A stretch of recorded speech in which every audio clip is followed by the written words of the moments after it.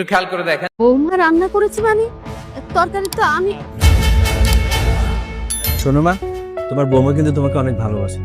তোমাকে রান্না করতে বারণ করেছে না, আগুনের কাছে যেতে বারণ করেছে। আচ্ছা চলো না একসাথে বসে খাই, আসো আসো।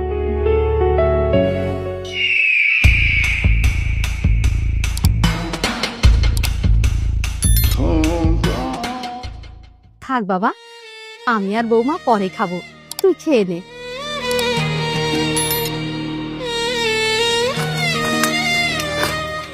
দেখেছো মা তোমাকে কতটা ভালোবাসে। দাও দাও মাংস পিসটা দাও।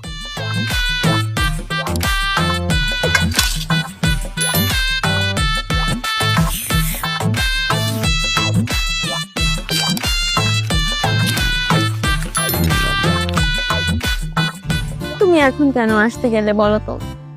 আমার শাশুড়ি যদি চলে আসে কি হবে? ধার ধারি না পারা পশির ধার ধারি না কারো। তোর সবসময় মজা।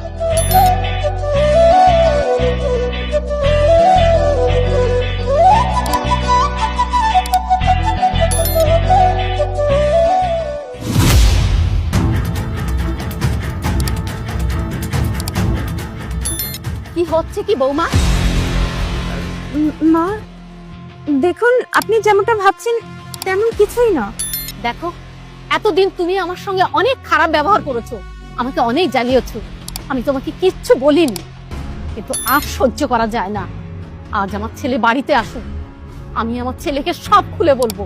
তুমি আমাকে ঠকাচ্ছ, আমার ছেলেকে ঠকাচ্ছ, আমাদের সংসারটা তুমি ছাড়খাড় করে দিচ্ছ। না না মা, আরে তুমি এখন দাঁড়িয়ে গেছো কেন? যাও, এখান থেকে যাও।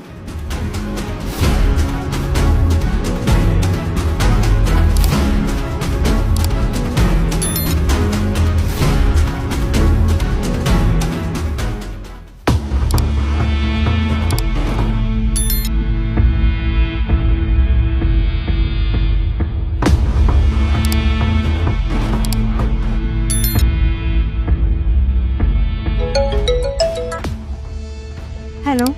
হ্যাঁ বলো। এই শোনো না, আমার অনেক ভয় লাগছে। ওই বুড়ি কিন্তু তার ছেলেকে সবকিছু বলে দেবে। তুমি এখন কি করব? আচ্ছা তুমি চিন্তা করো না, আমি একটা ব্যবস্থা করছি। আরে কি করবে? আমাদের হাত তো এখন কিছুই নেই। আইডিয়া আইডিয়া, আমার কথা শোনো।